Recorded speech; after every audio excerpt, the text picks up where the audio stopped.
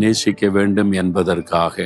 உபாகமம் 6 அதிகாரம் 5 ஆண்டவர் சொல்லுகிறார், உன் தேவனாகிய கர்த்தரிடத்தில் உன் முழு இருதயத்தோடும் உன் முழு ஆத்மாவோடும் முழு பலத்தோட அன்பு கூறுவாயாக. உங்க இருதயத்துல தேவ அன்பு நிறைந்திருக்கணும். யார் மேல? ஆண்டவர் மேல அன்பு. அவர் தான் நம்மை சிருஷ்டித்தவர்.